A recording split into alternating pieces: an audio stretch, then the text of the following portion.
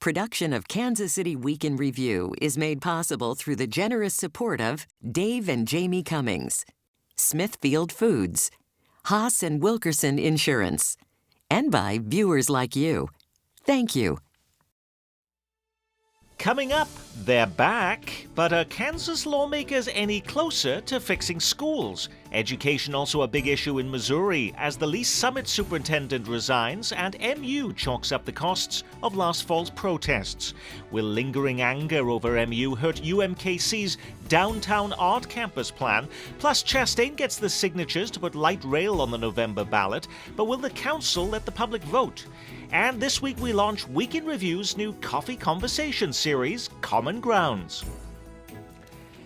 Welcome everyone, I'm Nick Haynes. Leave or remain? That is not one of the questions we'll be answering on this week's program, but we will be answering so many more closer to home. Former pitch writer Steve Vockrodt is with us. He's now on the business and development beat at the Kansas City Star. That's where you'll also find reporter, columnist and blogger Dave Helling. Also with us, KCUR education reporter Sam Zeff, host of the State House Blend podcast at our Kansas City NPR affiliate.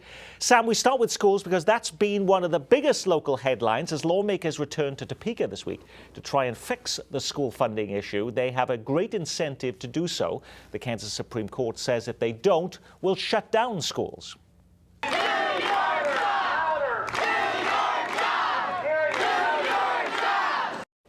Protesters this week outside the Kansas State House. Inside, lawmakers attempting to do their jobs. One fix that seems to be gaining traction is what may best be described as the Robin Hood solution. It takes money from rich districts to give to the poor.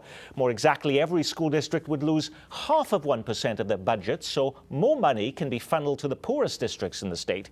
When school districts operate on huge budgets, will they really miss half a percent?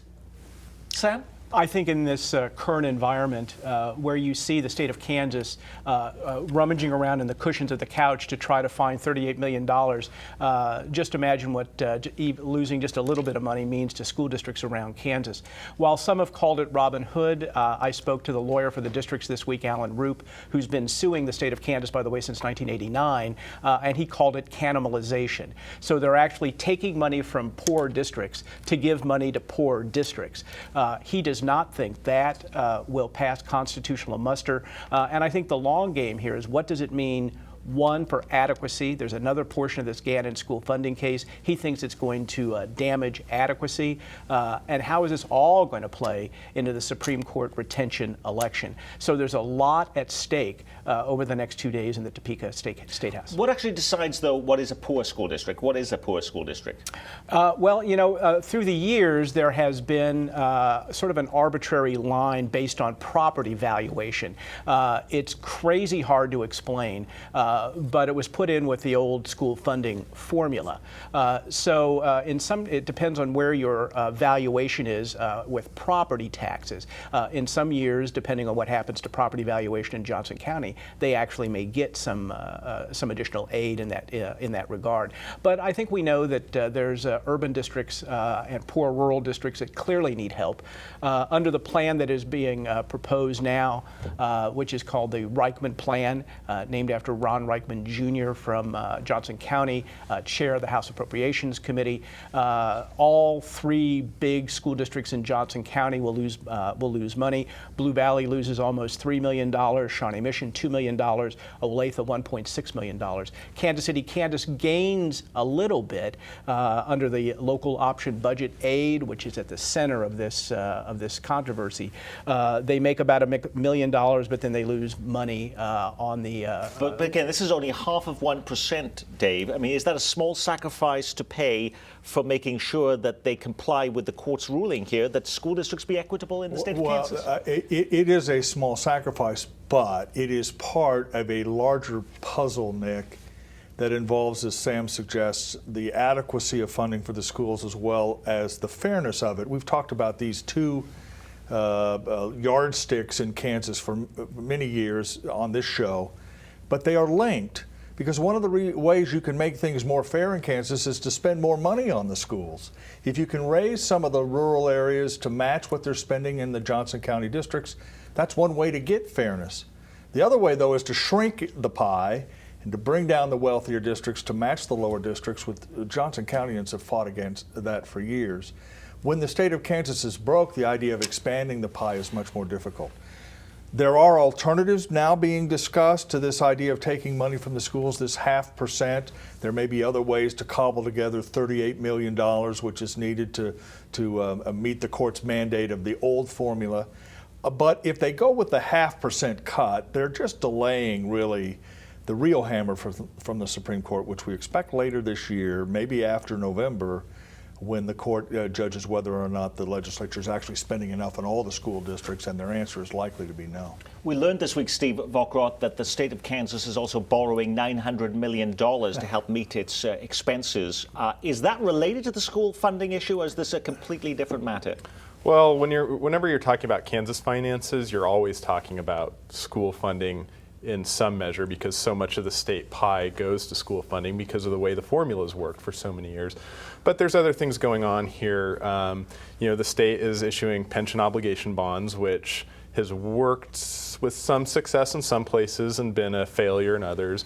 And it's just a reflection of the risks that are being taken with the Kansas financial situation to keep the lights on, literally, with the lack of money and lack of revenue that's flowing through to state coffers. When we say the state is borrowing $900 million, where does that actual money come from, Sam? It's really an internal accounting trick. They're not going out and issuing more bonds. They're not going down to the Capitol Federal and taking out a mortgage. They're actually taking money and moving it around from existing accounts. But it is way up from where it was 10 years ago. Almost $1 billion in a $6 billion budget. That's a lot of money. Now, school funding is a big part of a new segment we're bringing to Week in Review. We call it Common Grounds. This election year has shown us that large numbers of citizens are feeling disenfranchised, ignored, and taken for granted. We're taking out our cameras to capture the pulse of the community over a cup of joe.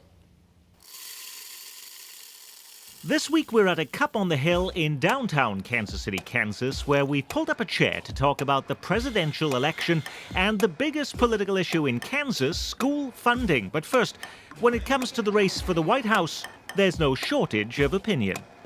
Hillary's a woman, but she's just kind of the same as everyone else. I don't know as though she's going to be much different than Obama. So going back to the question of a woman president, sure, that's great, but I don't think that she's going to do anything specifically because she's a woman. I think it would be great to have a woman, but at the same time, I don't think she would be the best choice.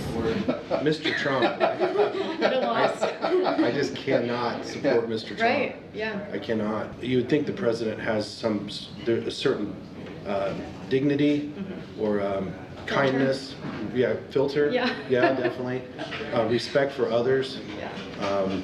That kind of thing. Yeah. But you also have Hillary showing up, giving a speech on inequality in a $13,000 jacket. None of us here, I don't think, has a $13,000 jacket on. I mean, we ought to be excited. This is a presidential contest. We're looking at the next 4 years of who's going to lead our country. None of us is excited by the choices. You know, it's supposed to bring in hope to the people to have a better future. It's just frightening to see what's going to happen next. You know, like him or not, Obama was the law review president, and then, Clinton was a Rhodes Scholar, and throughout history, with Eisenhower, all these guys had specific skill sets that I just feel like these two candidates that were presented with and don't necessarily have those traditional, hopefully, I would think the president, I'd like him to be the smartest person in the room. Later, our conversation moves closer to home and what may be one of the biggest election hot buttons in Kansas, the fight over school funding. Despite all the headlines, our coffee conversationalists confess to being fuzzy on the issue. Not really. I don't watch the news, though. I haven't dug into it enough to fully understand what's going on, so I don't know enough about it, honestly. Teenagers that are 14 years old are thinking, where are they going to go to school? Mm-hmm. And it's just, you shouldn't be worrying about that. Kansas is number 2 in the country as a percentage of its budget going to K through 12 education. The money that's being spent has gone up each year, every year, and yet we still see the courts interfering in this process, basically saying that 5 or 6 people can make a decision better than what all of the elected officials that we all elect can make. I don't know, I wish I had more time to brief myself on this, but there's a precedent that sometimes the courts have to make decisions that the populace would not be in favor of. And that's like the civil rights movement. We sent soldiers, National Guard, to integrate the schools. And that was not a popular decision. So sometimes what the people want, or what the legislature might vote, is not necessarily what's ultimately needs to happen. Yeah, I agree. There are cases that are very unpopular, but where you enforce the rule of law. First Amendment issues often where you protect people who are saying things that are unpopular. Then the rule of law says you have to protect those people, whether you like it or not. But to simply pull opinions just out of the air, simply because this is what I like, that's not being a judge, that's not being a justice. I have students that ride the bus from the old Northeast section over to Kansas City, Kansas, and also students that don't have internet access at home. The basic things that they eat breakfast at school, like when they have snow days, all of us that have meals, food in our fridge, we don't consider these things that kids on snow days, they don't look forward to them because there might not be food at home, or they're going to miss the best meals they're going to eat that day, or all that stuff, or their home life is not that great. And those are things that are on my mind. The rich kids get nice toys and the poor kids get toys. It's like if we're all in a boat together and I'm in the back, or somebody in the front says, hey, there's a leak in the back. It's like we're all in this boat together. The Common Grounds team would love to visit your local coffee shop or wherever you gather over coffee. We're just an email away at commongrounds@kcpt.org. Common Grounds is a project of KCPT and Consensus, putting the public in public policy. Referenced, by the way, in that coffee conversation, Kansas #2 in education spending. That's a reference to a news report that Kansas ranks #2 among states in the percent of its budget devoted to schools, data coming from the National Association of State Budget Officers, Sam. That's true, but that is a fact of how we fund schools in Kansas. They made a decision in 1992, changed the state constitution to make it more of a state-based funding formula. So about 2/3 of funding comes from the state. This was to try to equalize education across the state. Many states, Missouri included, much more funding comes from local property taxes. So it's how you define where that money comes from and how you want to fund your schools that makes that relevant. A lot of people don't know that you pay a property tax in a county. The money goes to Topeka for schools, and then Topeka sends it back because of what Sam describes as this idea that the state is more responsible. And I tried to write a little bit of a column this week about that subject because Kansas has this weird hybrid which almost ensures that you're going to have disputes over the fairness of its formula. That's why this keeps going back to court. Well, schools have been a big issue on the Missouri side of State Line 2 this week, specifically in Lee Summit, where Superintendent David McGehee resigns. Last month, McGehee was placed on paid administrative leave after controversy erupted over his salary and his romantic relationship with a member of the law firm representing the school board.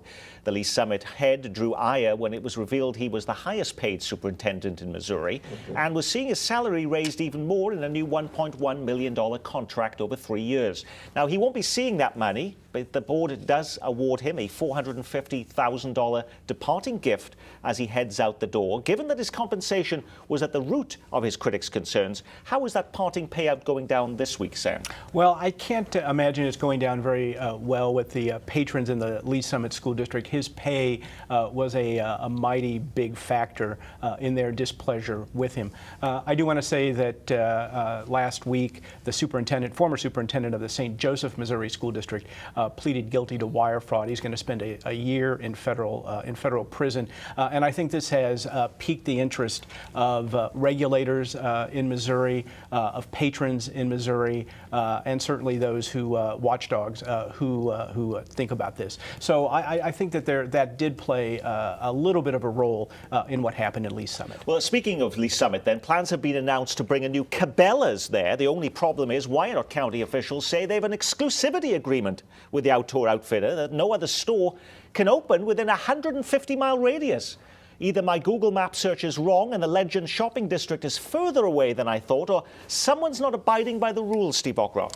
Right. So In 2001, when Cabela's was coming to Wyandotte County, is located out by the Kansas Speedway, where you've seen all kinds of development, and there was some government assistance involved.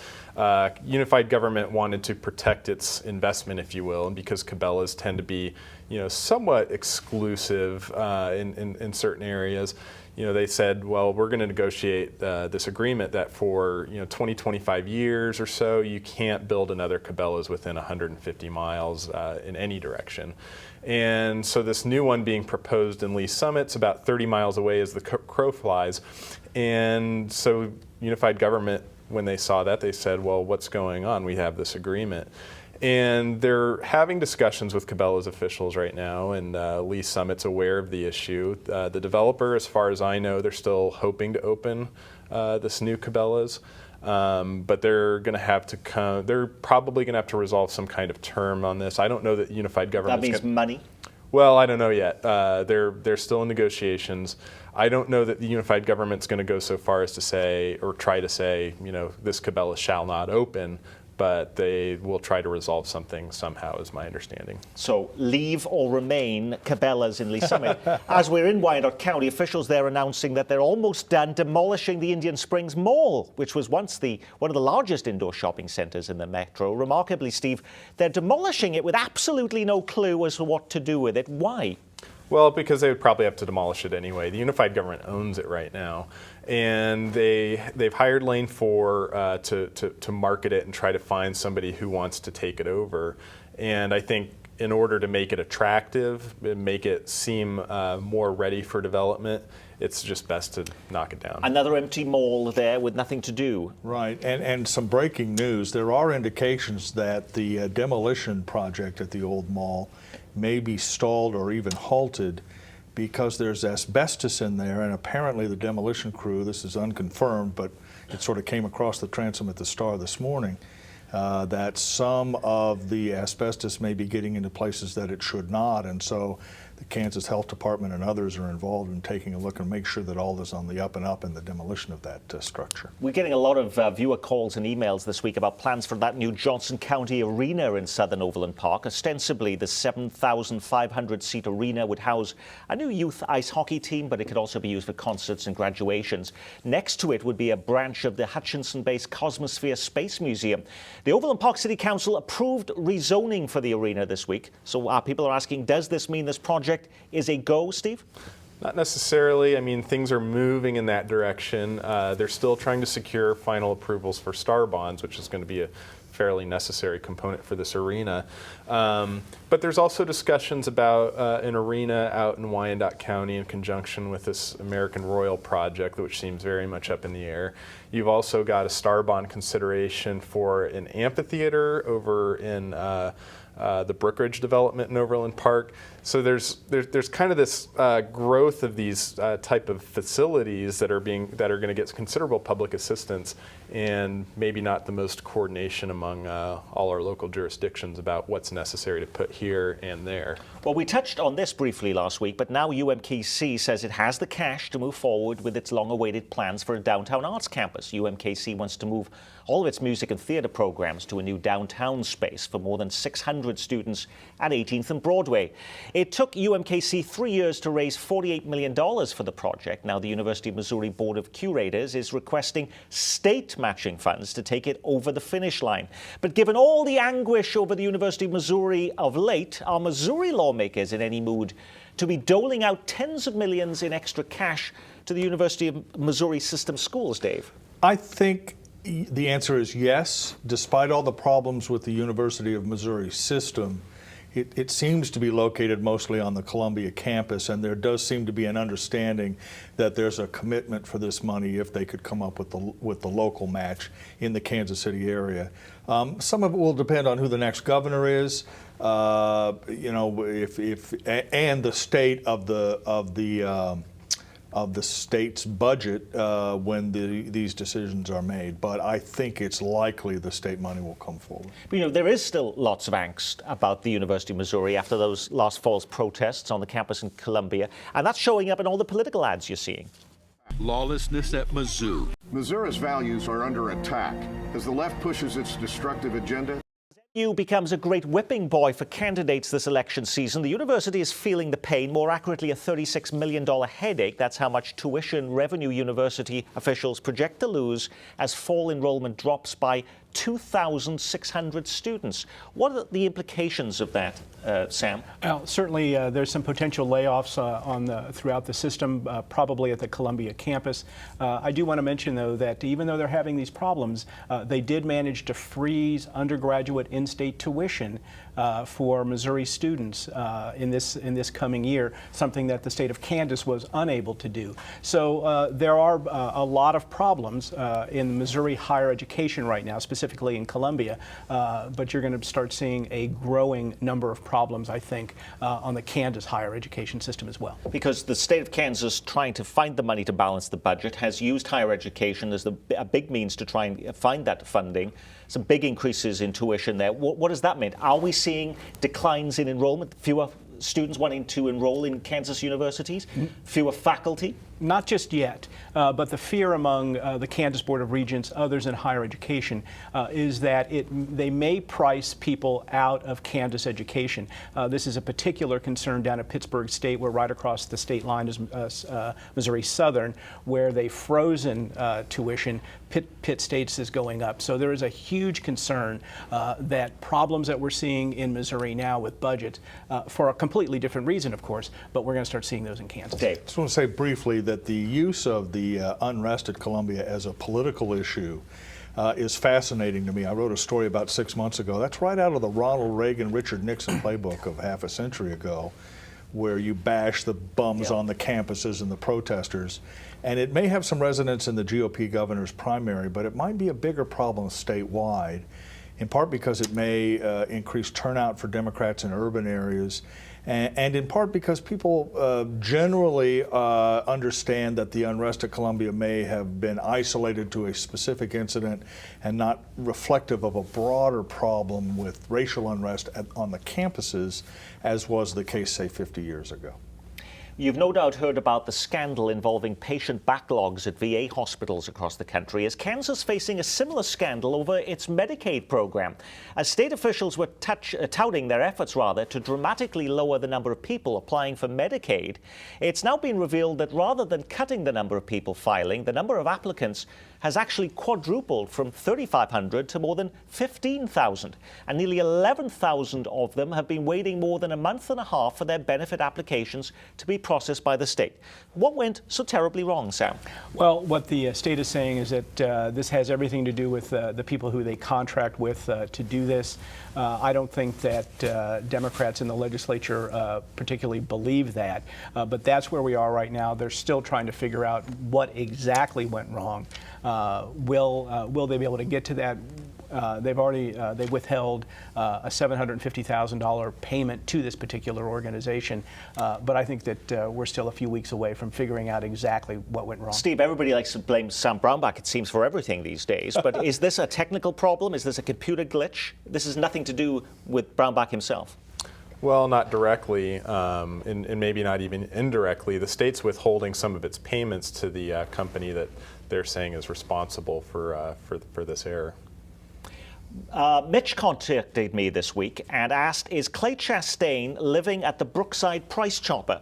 He's there all the time, he says. Well, Chastain's hard work has paid off. He has collected the necessary signatures to place a new light rail plan on the November ballot. This time, his proposal is for a 0.75% sales tax increase over 25 years to help support his $2 billion plan for a light rail and electric bus system from the airport to South Kansas City. If he has the signatures, doesn't the council have an obligation to place it on the ballot, Dave? Well, I believe it does, and I've said that several times and written it several times. Whether they pursue that obligation or try and ooze out from under it, we'll see. Clay Chastain has told me that he consulted with the legal department to make sure the language in his latest petition meets legal snuff. That's usually one of the outs that the council uses, that it's not in the right legal format. That may make it more difficult.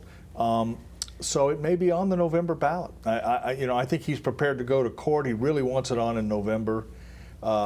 You know, and again, I think the charter is pretty clear. When he has sufficient signatures, you got to put. And do you think the public appetite is even greater now that we have a streetcar line downtown, Steve Vockrodt, that people are seeing this in action, that they can now visualize, wow, it needs to be bigger than that, and this is a plan that goes to the airport and it connects even the new Cerner campus in South Kansas City?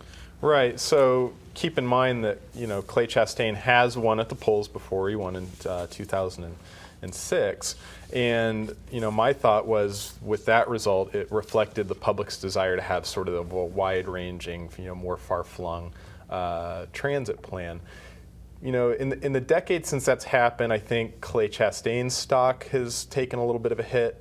And I think people may have a difficult time separating him from the actual plan. So, you know, and I think the focus, my sense is, seems to be more concentrated on the, you know, expanding streetcar and doing this more incremental expansion of a transportation system. You know, people said they wanted something a little bit more robust, and the idea of going to the airport seems attractive to people. Sam? I think it's very attractive. I've ridden the streetcar. I think that there were Kansas Cityans, it felt to me, that were actually using it as a transit vehicle. But I don't know that this is the way that you expand it's transit. very expensive. It's $1 billion. It's a sales tax, going to be tough to pass. And that is our Week in Review. Our thanks to our news reviewers from KCUR News, Sam Zeff, and from the Kansas City Star, Steve Vockrodt and Dave Helling. I'm Nick Haynes. From all of us here at KCPT, thanks for spending part of your weekend with us.